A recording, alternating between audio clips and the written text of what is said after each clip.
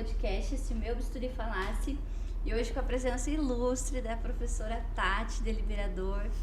Professora, muito obrigada por aceitar o convite, é uma honra tê-la aqui conosco, né? Nós estamos aqui com essa fera da periodontia mundialmente para ter esse bate-papo aqui com a gente, né? E falar sobre a sua experiência, mostrar alguns casos clínicos. Tati, passo a palavra a você. Se sinta em casa. Muito obrigada. Que legal. Muito legal estar aqui com você, Tuane, nesse podcast que está tão conhecido aí. O nome é muito legal, né? Se o meu bisturi falasse.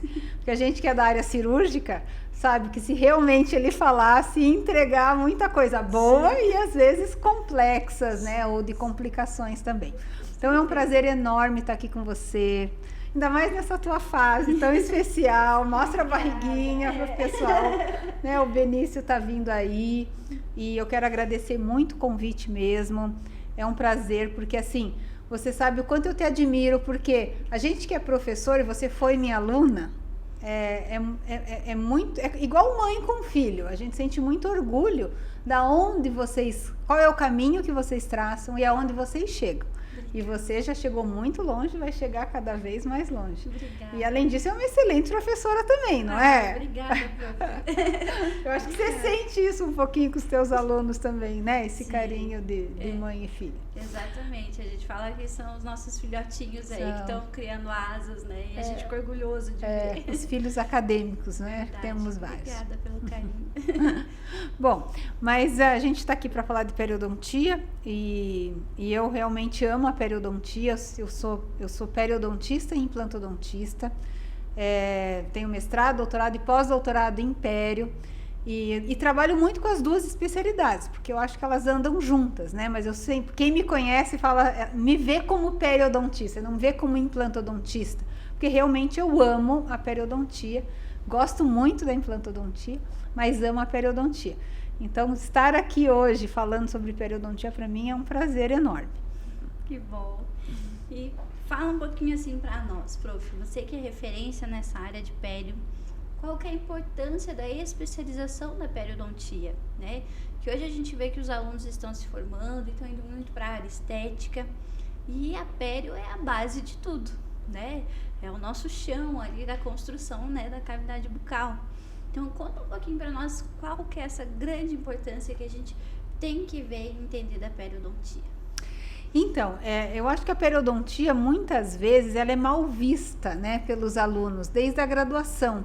Ela é muito importante, concordo com você que ela é a base, né? Se a gente não tá com saúde periodontal, a gente não pode fazer nada praticamente.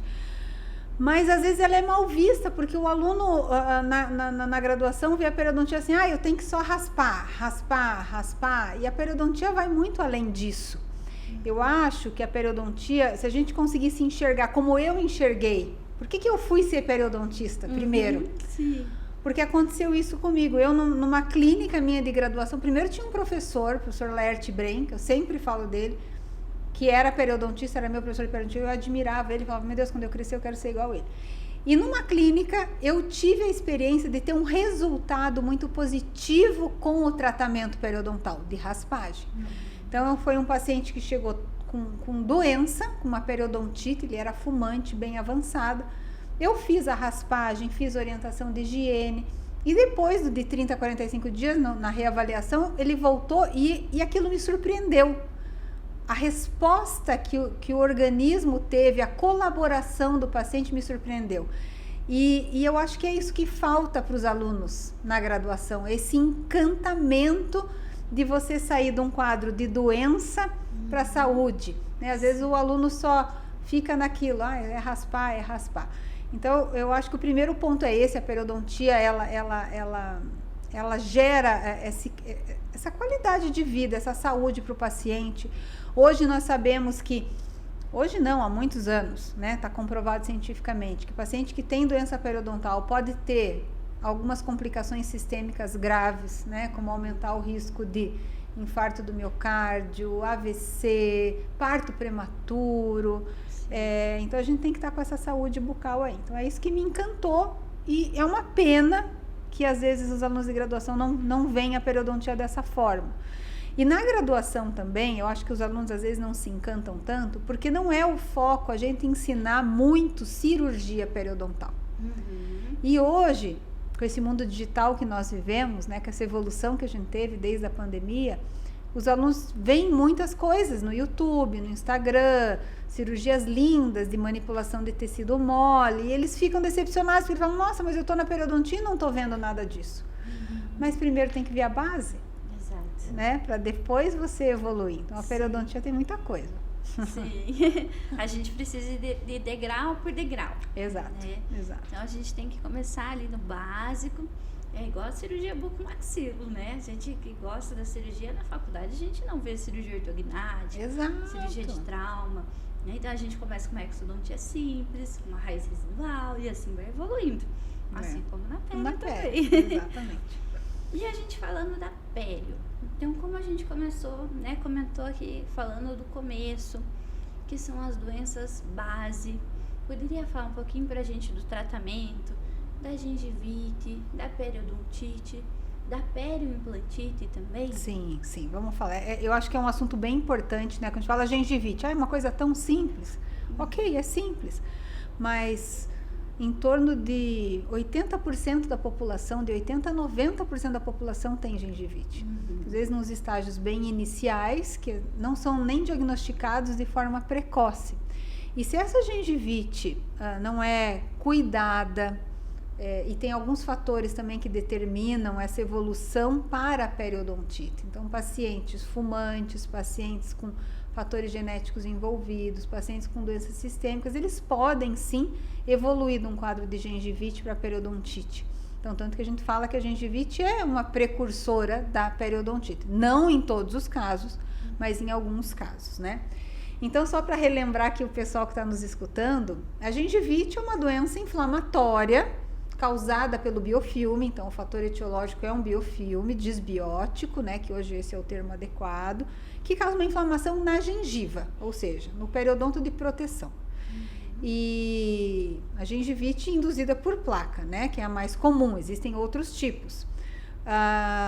E o tratamento é relativamente simples, então é controle de placa. Então o dentista tem que se conscientizar de orientar o seu paciente da melhor forma. Não é assim, você vai escovar disso. Não, tem que mostrar, tem que pegar a escova, tem que ensinar na boca, tem que mostrar no manequim.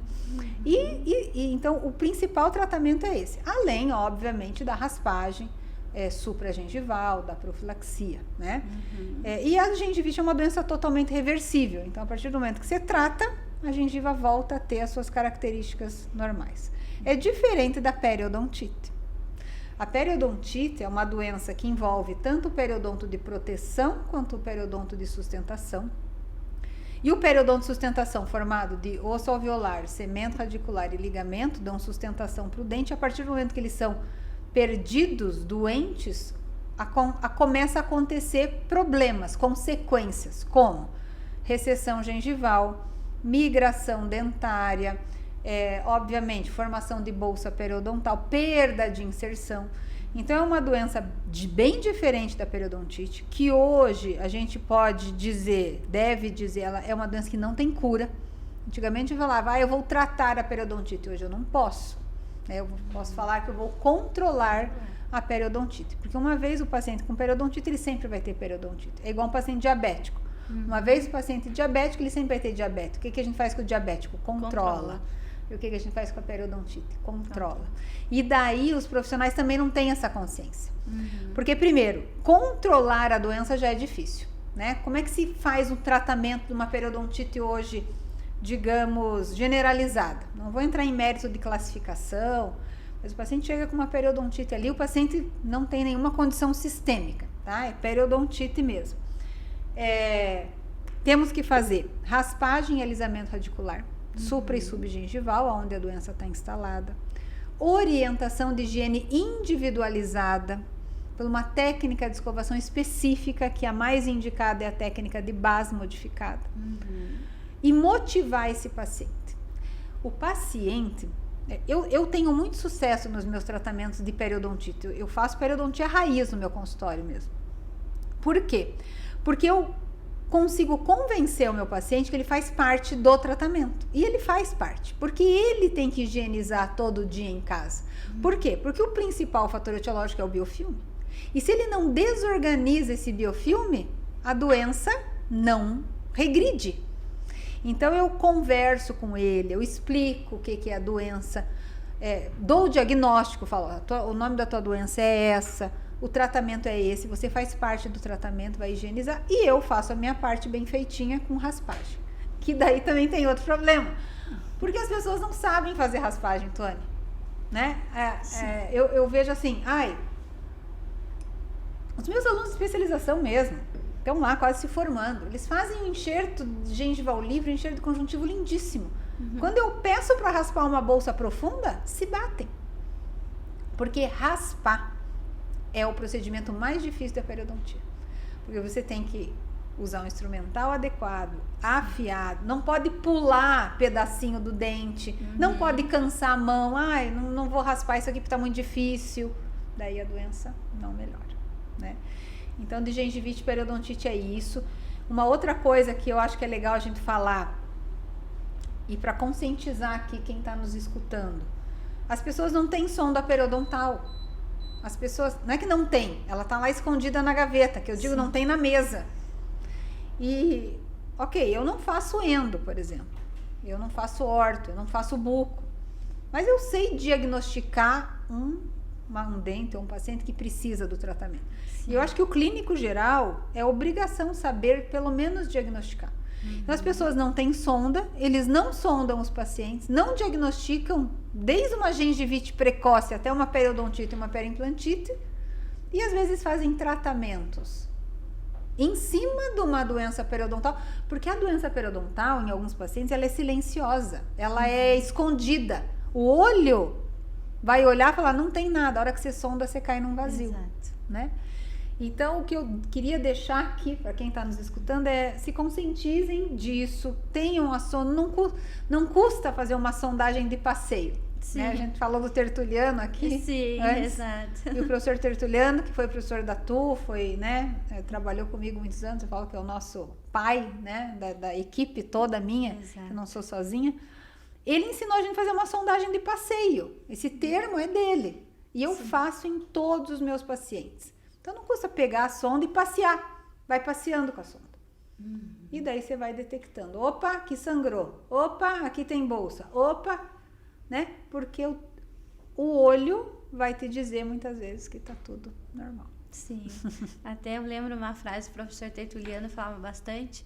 Ele brincava, ele falava assim, o cirurgião dentista tem que ter um jogo clínico no bolso e uma sonda periodontal. Você não pode sair de casa sem isso. Onde você vai, você tem que ter o material de trabalho. E parece que quando se fala de sonda para outras áreas, buco mesmo, gente, a buco parece que se arrepia quando fala de sonda. Meu Deus, que absurdo. Gente, não custa. E eu não sei de onde que vem isso. E isso assim, gente, eu já dou aula para muita gente. Eu sempre faço a pergunta, vocês têm sonda no exame clínico de vocês? Não, professora, a gente tem espelho, pinça e sonda exploradora. Eu falei, tá, mas por que você usa a pinça no teu exame clínico? Eu não uso pra nada. Então põe a sonda, né? Periodontal. Exatamente. A gente até brinca, né, que o buco brinca que gengiva cresce igual grama, né? A gente não tem medo, assim, vai trabalhando ali na gengiva. A gente fala, não, isso depois o pério recupera. Tadinho do pério, desse ferra. Sim, a gente faz essa brincadeira, né? Nossa, agora o Carranza mexeu lá no túmulo quando machuca o tecido gengival. Meu Deus do céu, é verdade, é verdade. Mas se acontecer, a gente tá aqui para ajudar, né? Sim. E vice-versa. Exato. E a periimplantite? Então, a periimplantite é um problema hoje mundial. Mundial. E que poucas pessoas, assim, não da área de periodontia, mas de outras áreas, sabem diagnosticar. Que é isso que eu estou falando. Eu acho que a gente tem que saber, pelo menos, diagnosticar e encaminhar para o profissional, outro profissional tratar, né? É um assunto que eu gosto bastante, eu estudo bastante. E os últimos artigos mostram que a prevalência de periimplantite no mundo varia de 11% a 50%.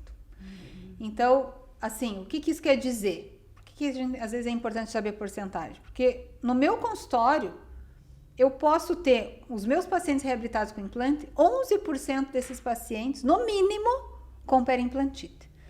E eu faço essa pergunta aos meus alunos. Falei, vocês estão detectando isso no consultório de vocês? Não. Ou pode chegar a 50%.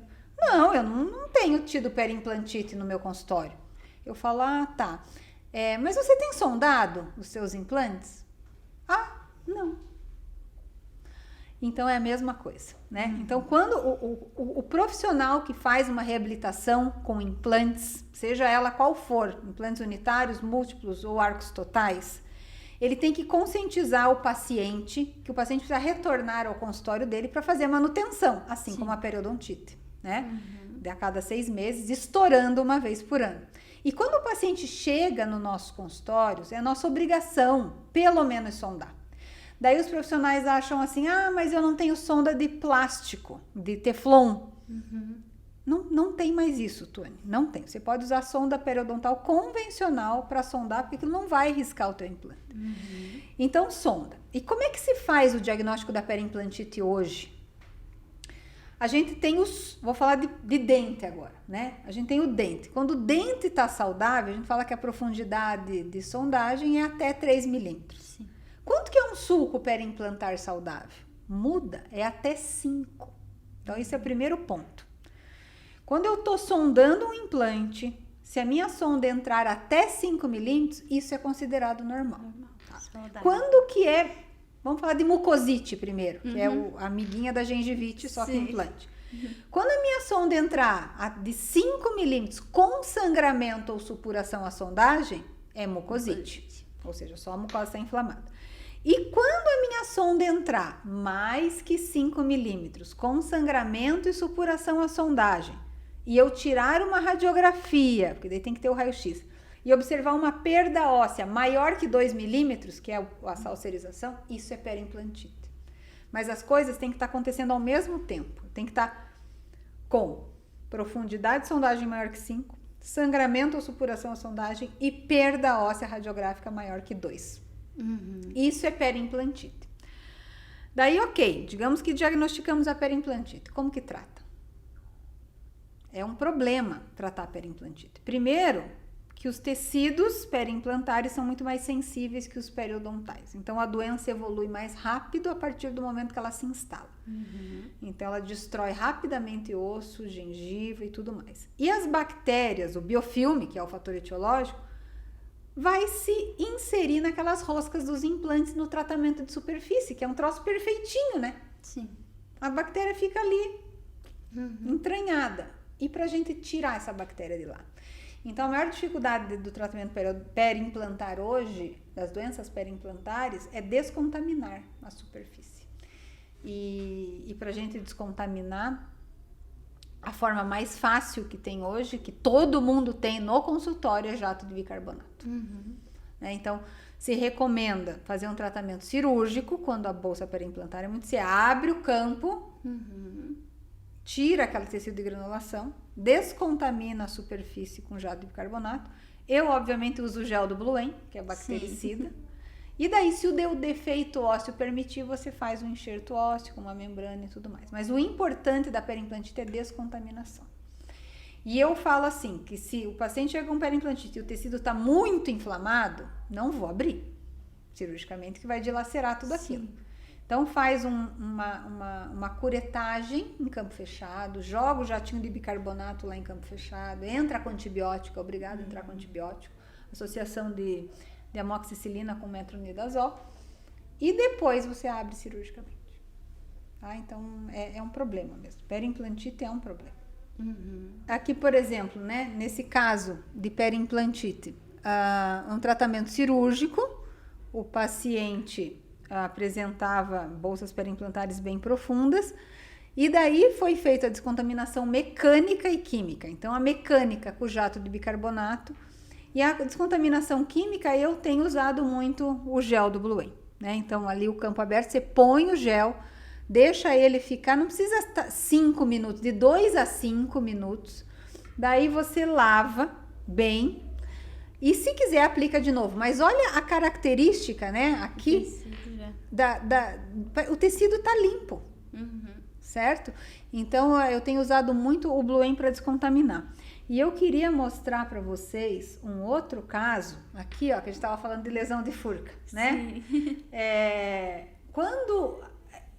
Antes de eu falar desse caso aqui, furca também é um problema, porque as pessoas veem a lesão de furca, quando o dente está com lesão de furca, que tem que extrair o dente. E na verdade não é.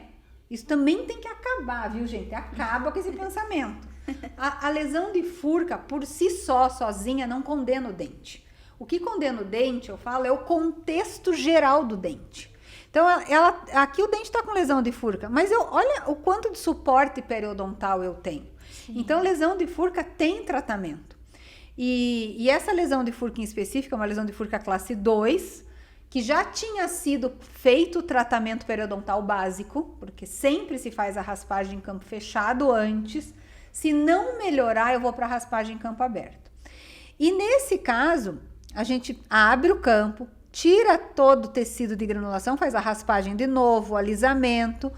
E antes de fazer a regeneração com o ossinho, eu tenho usado o Bluen para também descontaminar essa raiz. Porque vai ter bactéria escondida em algum lugar que a gente não consegue chegar com a cureta. E o Bluen descontamina. Então, daí daí aplica o Bluen, deixa também uns 2 minutinhos, 5, lava. E como é uma lesão de furca grau 2, que permite tratamento regenerativo, então coloca o osso, uma membrana e fecha o retalho. Então, isso é a técnica da regeneração tecidual guiada. E daí, voltando rapidamente na periimplantite, né? Já que eu abri a aula aqui, agora vou ficar falando. Adoramos. Que a gente tava falando. Esse caso é de um paciente meu bem antigo também. E ele na pandemia desapareceu. Então, eu já tinha feito esse implante no dente 12 há muitos anos, e ele desapareceu, e já era um dente dele bem complicado. Ele é meu paciente desde os 12 anos, ele tá com quase 30 anos. E ele sabe da complicação, porque esse dente era um dente fusionado, que a gente fez uma cirurgia, uma restauração transcirúrgica para cortar a raiz, pôs MTA, juntou endo, juntou dentística, daí ele acabou perdendo o dente. Eu fiz um implante, eu falei, você tem que cuidar desse dente. E ele não cuidou, disse que já estava sentindo que o dente estava com um probleminha há algum tempo, e foi deixando. Quando ele chegou lá, ele estava com essa periimplantite, é uma bolsa periimplantar de 9 milímetros, com sangramento e supuração à sondagem. Só que é um dente anterior, a gengiva do paciente é fina. Eu sei que a recomendação atual do tratamento da periimplantite é cirúrgico, mas eu falei, eu não vou abrir esse caso, porque eu vou ter uma retração muito grande. Sim. Eu falei, eu vou tratar em campo fechado. Eu falei para ele, Leon, é a primeira etapa do seu tratamento. Campo fechado. Depois a gente vê o que acontece. Se precisar, eu abro, faço outra descontaminação. E o que aconteceu nesse caso? É um caso surpreendente também, ó. Então, entra com a cureta, raspa o máximo que você conseguir, porque você vai curetar, você não vai raspar. Você vai tirar a granulação do tecido. Irriguei ali a bolsa periimplantar com o enxaguatório da Bluen. Joguei o jato de bicarbonato, então dá para jogar o jato em campo fechado, você entra um pouquinho, depois irriga, e eu coloquei o gel da Bluen lá dentro e deixei. E o paciente continuou aplicando esse gel em casa de 8 em 8 horas e fazendo o bochecho com enxaguatório, higienizando da forma adequada. E quando ele volta com 30 dias, a bolsa acabou. Não tem mais bolsa. Tá saudável. Sim. E daí eu tô acompanhando. Esse caso é bem recente, né? O inicial e o final. Tem até um videozinho, ó. Eu falei, eu não vou abrir para tratar periimplantite. Por quê? A doença foi controlada. Controlada. Sim, exato. O que eu vou fazer agora, que eu falei para ele, é fazer uma cirurgia de tecido mole, né? Um enxerto de conjuntivo ali, para aumentar o fenótipo e dar uma proteção maior. Então, assim, a periimplantite é isso, gente. Tem que se conscientizar. Assim como lesão de furca, tem que se conscientizar. Tudo tem tratamento. Já teve alguns profissionais, assim, que eu recebo muito encaminhamento, né, de pacientes. O paciente chega e fala, não, mas eu fui... Ele falou que não tem mais jeito, que eu tenho que tirar o dente, ou que eu tenho que tirar o implante. Eu falei, gente, o implante tá assim integrado, esteticamente tá bem, vai tirar o implante só porque tá com o ápice da raiz só, osso integrado? não precisa, sabe? Então, Dá pra salvar. dá pra salvar. Que bom, bem lindo mesmo. E melhora bastante, né? Porque se fosse fazer diretamente cirúrgico, já ia ter uma Já ia. alteração gengival bem grande. Deixa essa imagem aqui que tá mais bonitinha. Ó, lembrando da sonda periodontal que a gente tava falando, né? Exato, porque né, é uma situação clínica que o paciente ia vir se não soldar, né? Não Ele só veio, a sabe por sondagem. quê? Por causa dessa fístula. Porque o organismo já tava assim, eu preciso eliminar isso por algum lugar. Porque essa doença já devia estar instalada nele há meses, porque ele sentia. Ele falava, eu sinto um gostinho ruim. Tá, gente? Então, né, vamos ver. Exato. Pra deixar sentindo o gostinho ruim. Exato. E se não tivesse passado a sonda ali, provavelmente ia passar despercebido por muitos profissionais também. Exato. Ótimo. E a sonda tem que estar no jogo clínico. Tem que estar. Perfeito. Excelente caso clínico. Igual a doutora comentou ali do início, né? Se a gente já fosse para um procedimento cirúrgico, provavelmente esse paciente já teria retração gengival. Sim. Né? Então, entrando nessa situação clínica de retrações gengivais, poderia mostrar pra gente um pouquinho sobre as cirurgias periodontais? Sim. Bom, quando a gente fala de cirurgia periodontal, são várias, né? Muitas cirurgias. Então, eu divido assim, quando eu vou explicar pro aluno, que existem as cirurgias conservadoras, as ressectivas, as regenerativas e as cirurgias estéticas, né? Então, o que vem a ser uma cirurgia conservadora? É uma raspagem, por exemplo, em campo aberto, né? Eu tô conservando.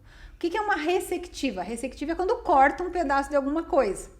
Então, uma gengivectomia, o paciente chegou com uma hiperplasia. É uma cirurgia estética? Mas do termo conceitual ela é ressectiva, porque eu estou tirando um pedacinho da gengiva.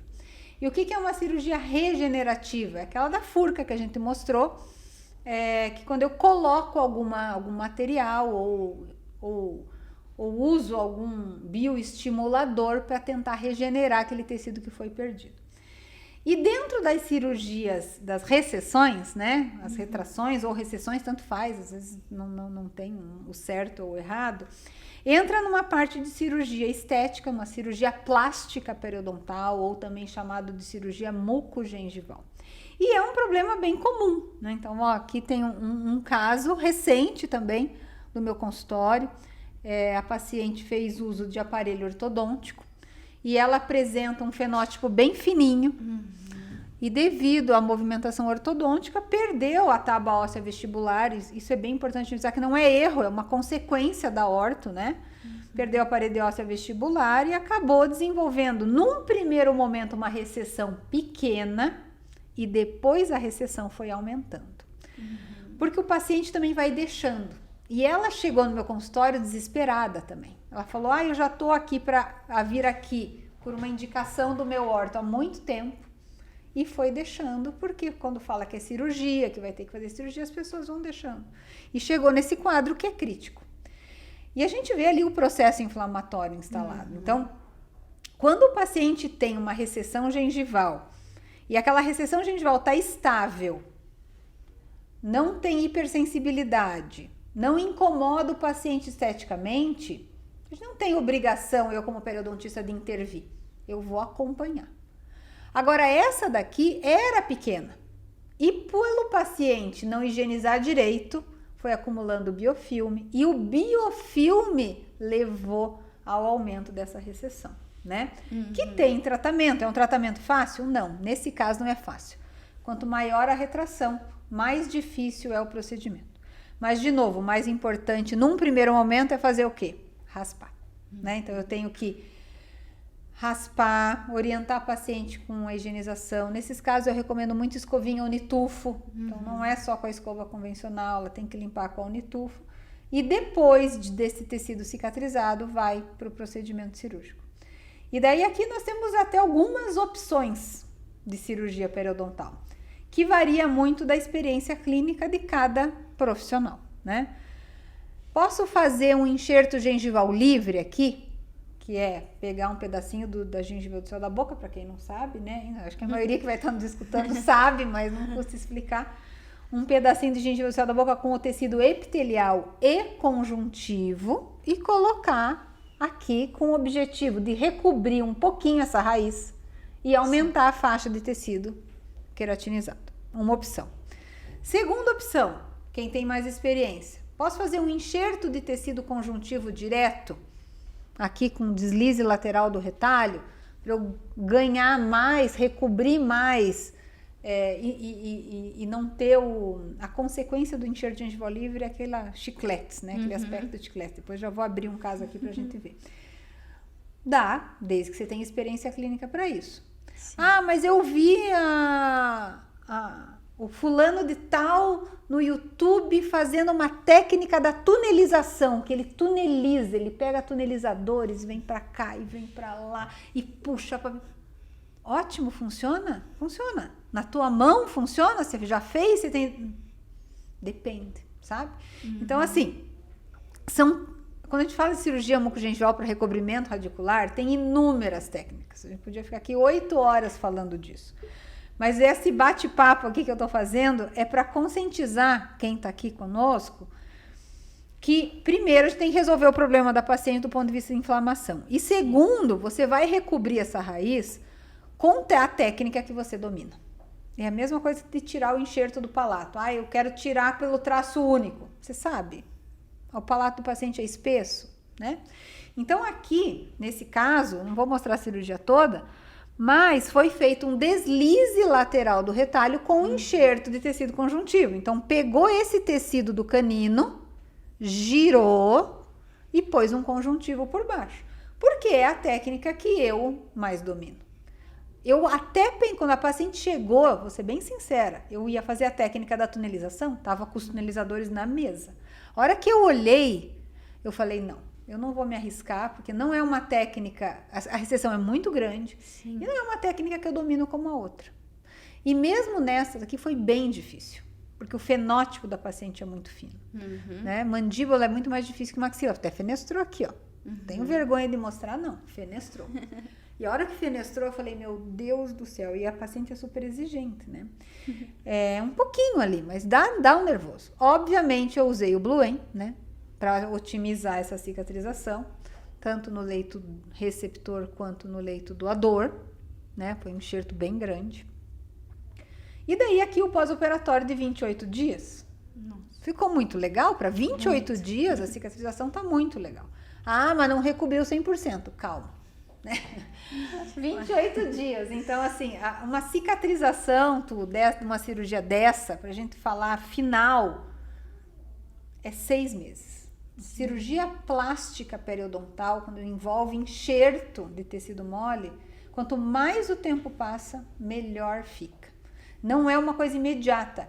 E isso a gente tem que falar pro paciente também. E o paciente, eu já aviso, não fique olhando, porque a cicatrização é horrorosa. Sim. Antes disso aqui, ela voltou. Ela tirou os pontos com 7 dias. Eu vi ela com 7 dias. Eu vi ela com 15 dias. A cicatrização estava feia, tanto que nem foto eu tirei.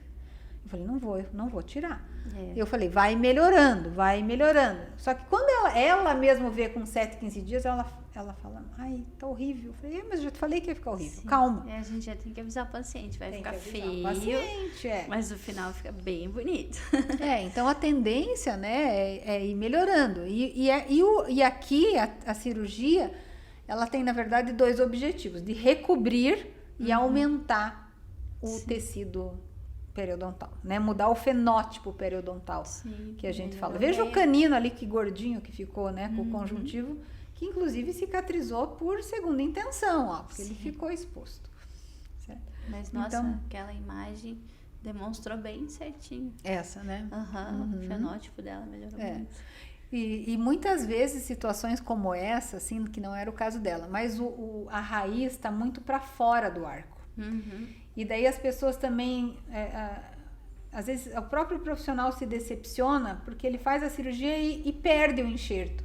Por quê? Porque a raiz está muito para fora. Então tem situações que ou você tem que pedir para o orto, quando possível, mudar o posicionamento daquele dente. Então vai ter que voltar para orto. E quando não tem que pegar e desgastar um pouquinho essa raiz. Levemente, para tirar aquele aspecto côncavo, para que o enxerto se assente e tenha vascularização. Senão, necrose, né? Então, esse caso é bem legal.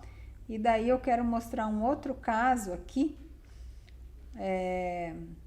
de enxerto gengival livre. Tem vários casos. Esse aqui, ó, que é um enxerto gengival livre. Também tem todos, vocês estão vendo que todas as minhas aulas têm Bluen, né? Então, suspeita. Eu sou suspeita também, porque eu adoro. Para quem não sabe o que é Bluen, é um produto que libera oxigênio de forma tópica e daí acelera a cicatrização, né? Então, aqui foi feito um caso clínico que a paciente fez bilateral. Tá? Então, tirou o enxerto gengival livre, ó, do palato, tira tanto a parte epitelial quanto conjuntiva. E foi feito bilateral. Então, isso aqui é um enxerto gengival livre. É diferente daquele outro caso. O nome já fala, é livre. Ele vai ficar assim, ele não vai ter retalho cobrindo ele como o conjuntivo, né? Sim. E esse aqui a gente queria testar se o Bluen de um lado e do outro. E só o lado direito recebeu o Bluen, né? Então, aqui, ó, as bolinhas de oxigênio sendo liberadas, tanto no leito doador quanto receptor. Então, só o lado direito recebeu.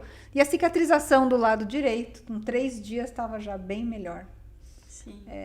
O paciente recebeu uma plaquinha de acetato para prevenir ali, porque ela estava com dor do outro lado.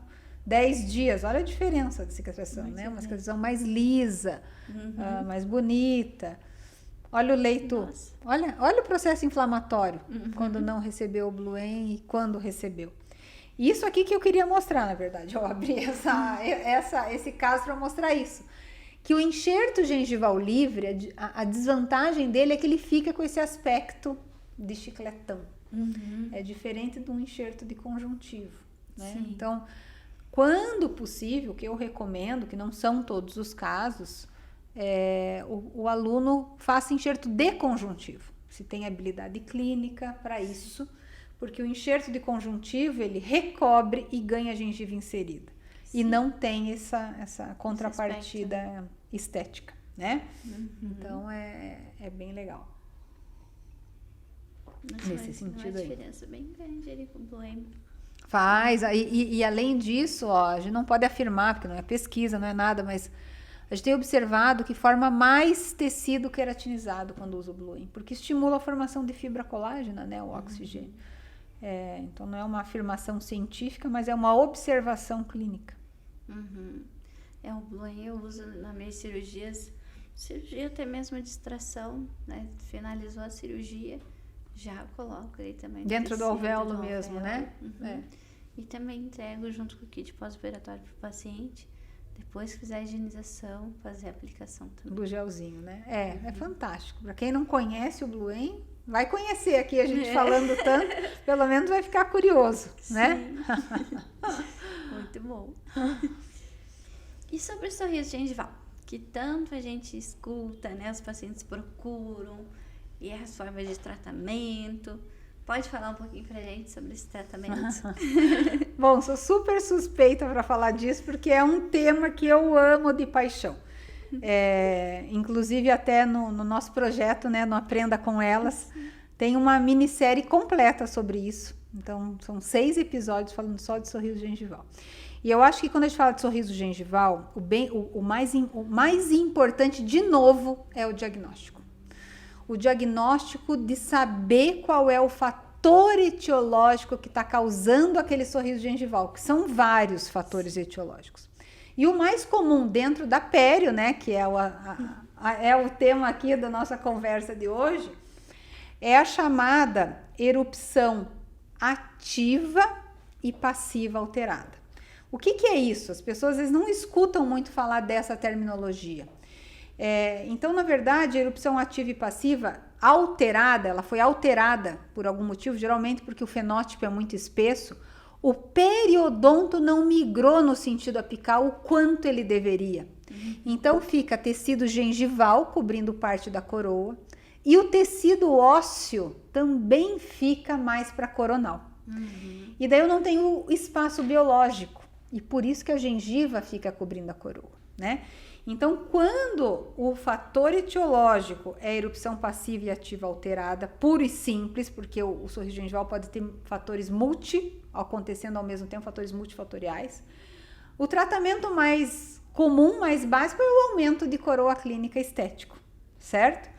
Então, só que é bem importante eu fechar o diagnóstico, é só isso. Porque às vezes eu posso ter desgaste da incisal dos dentes, eu tenho que associar a tratamento reabilitador. Eu posso ter um excesso vertical de maxila que eu tenho que associar com a cirurgia ortognática. Exato. Ou um desnivelamento da maxila.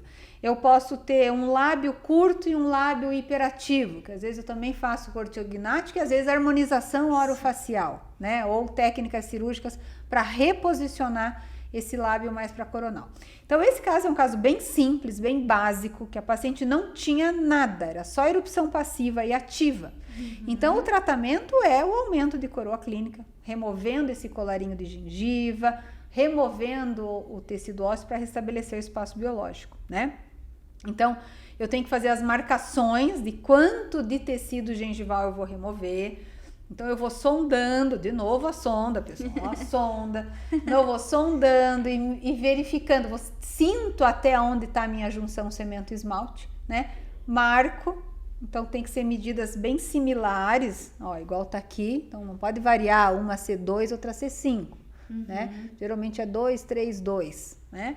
E daí eu vou unir esses pontos, né, com bisturi. Ah, você gosta de bisturi elétrico? Não gosto. Eu, periodontista, não gosto. Vou com a minha lâmina de bisturi número 15C, de uma marca bem boa. Uno os pontos, lembrando de zênite gengival, altura de margem gengival de canino, que tem que ser igual ao central, lateral um pouquinho mais para baixo. E daí faço uma incisão em bisel interno, né, para remover esse colarinho, porque eu não posso deixar tecido conjuntivo exposto, porque eu vou ter que rebater o meu retalho. Então, incisão em bisel interno. E depois eu faço uma incisão intrasulcular para remover esse colarinho. Então, bisel interno em cima e intrasulcular embaixo. Outra coisa que as pessoas têm muito medo é a papila. Eles acham que eles não podem cortar a papila. Pode porque a papila palatina tua, ó lá, vai ficar íntegra. Então, não vai perder a papila, né?